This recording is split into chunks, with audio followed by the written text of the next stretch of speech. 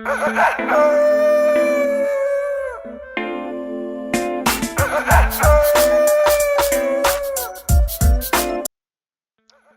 welcome once again today to Kukuruku Agro Concept. Today we'll be discussing 10 reasons why you might possibly not have books.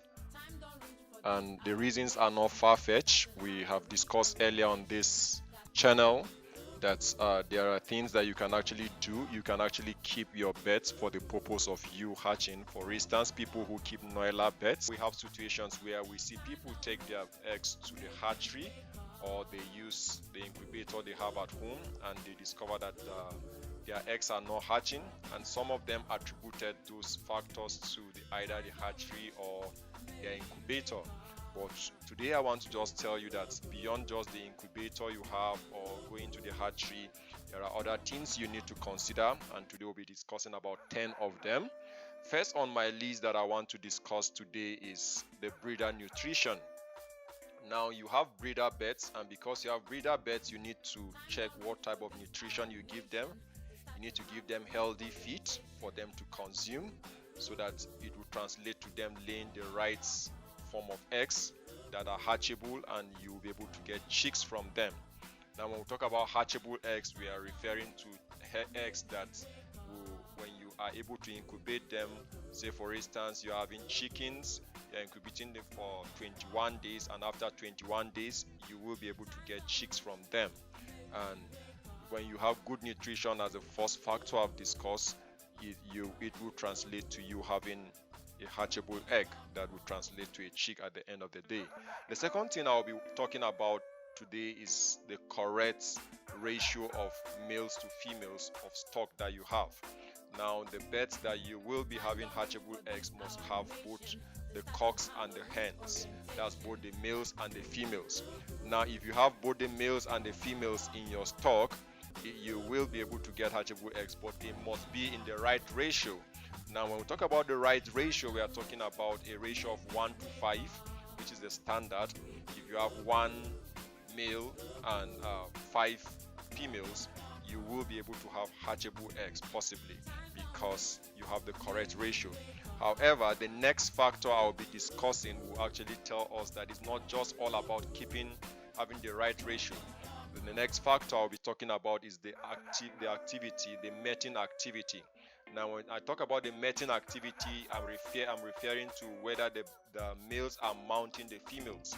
If the males are not mounting the females, at the end of the day your egg might still be unhatchable, because the eggs, definitely because is a female, she will definitely lay an egg. But because the male is not mounting her, the egg will not be fertile. But the male is mounting her, it will fertilize the egg, and you will have a hatchable egg. The next thing I actually want to discuss again is, which will be the fourth, is the issue of damaged eggs. Now we have situations where people just pick up their eggs, arrange them, and either take them to the hatchery or put them in the incubator. Now the thing is that if you don't just check, if you just do that, it means that you are just carrying any egg to either the hatchery or to your incubator. However, what we advise you do is to first screen your eggs, are damaged or they are good eggs. Now when we talk about the damaged eggs, we are talking about eggs that are cracks. If there's a crack on an egg, you don't need to put it in an incubator or take it to the hatchery, because it will not hatch, because already it has been exposed already, and you cannot have a hatchable egg from a crack egg. So it's better you just either eat it or sell it off instead of putting it in the incubator, because it will not hatch. Now the fifth factor I want to discuss, which is very close to the crack eggs, is the fact that the egg is not cracked, but we have what we call the irregular shape of egg. Now when your egg is actually not giving you the right shape, the normal shape of an egg is not round, it's actually oval. But sometimes you find eggs that are either round in shape, or you have an egg which is not really round, it actually has this shape that is very irregular. What you do is that you don't incubate such eggs, because at the end of the day you might not have your egg hatch because of that shape. So you need to also, in the process of screening those eggs, you need to also check that. So I will be talking about the number 6 factor. The number 6 factor at this point in time, I would say, is actually the right way of keeping hatchable eggs. Now, when you are keeping your eggs because you want to keep the eggs, pile them up to be a bit much before you put it in the incubator or before you take it to the hatchery, there's a right way of putting the egg. Now, the egg, because we said the shape of eggs is oval, there's a shape that there's a particular point of the egg that is sharper. It has a pointed mouth, so that is actually the side which is supposed to face down when you are keeping it. In a crate, you are keeping it in a crate, it should be pointing downward. The sharp edge should go downward. That is the right way of keeping the egg. In that way, you are not distorting the formation of the chick even within the egg. So you keep it at that point.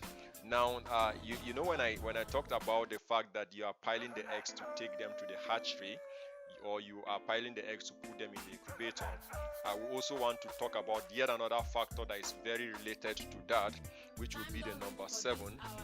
It is the fact that you need to also be careful with the number of days that you keep your birds before taking them to putting them in the incubator or taking them to the hatchery. Now, if you're going to keep your eggs, it's advised that it doesn't stay more than 7 days or 10 days at most.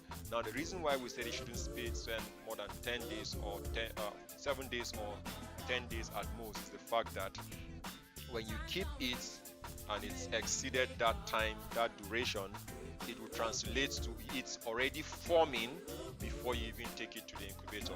So you discover that the birds will have started forming because the egg has stayed longer than necessary. So we advise that it does not spend more than 7 days or at most 10 days. Now, the 8th factor I will be discussing here is actually what we call the vertical transmission of disease. Now, it means that if your parents' stock are sick, it could translate to the chick that is in or the embryo that is in the egg. So it even in most situations, the embryo will not fully form. It will die in the egg, and you won't be able to have a hatch from that. So what we advise is that if you have sick birds, please make sure you treat them, and while treating them, there's what we call withdrawal periods, because you are keeping hatchable eggs. You have time duration where you don't need to incubate such eggs, then so that you have hatchable eggs. The essence is that at the end of the day, you have hatchable eggs. Number 9 in today's list is the storage temperature. Now, before you incubate the eggs, I'm discussing all these factors I'm talking about are external factors, nothing that has to do with incubating, or nothing that has to do with the incubator temperature or any process in the incubator. When we take it to the hatchery, it's a different ball game altogether. So we are talking about what is within the reach of a farmer, what you can correct. So we are saying when you are keeping those eggs, before you take them to the hatchery or before you put them in the incubator, it should be in a very good temperature. Not too cold, not too hot. It should be within a room temperature. You keep it there so that it does not start forming before you put them in the incubator. Now we have situations where people even move their eggs from where they are to a particular place. So I will be talking on the issue of transportation. Now that will be the last point I will be discussing at this point. If you're transporting your eggs, you should also be careful that you are not exposing it to the sun. When you're exposing it to the sun, the heat on the sun could actually be another thing that will affect the temperature of your eggs, which will translate to you not having a hatchable egg, and a lot of other factors. But today I will just limit it to this, and I assure you that you will, at the end of the day, have hatchable eggs if you put in this whole process together. And in case you have not subscribed to this channel and you're listening to me and this video has been educative, I want to advise that you subscribe to our channel, click on the notification button, and do not just keep it to yourself. Share with others, and together we'll grow in the agricultural business. And you can always do well to also watch other videos that we have. Sharing is actually free. clicking the notification button is free. Even subscribing to our channel is free. So why not just subscribe and we grow together?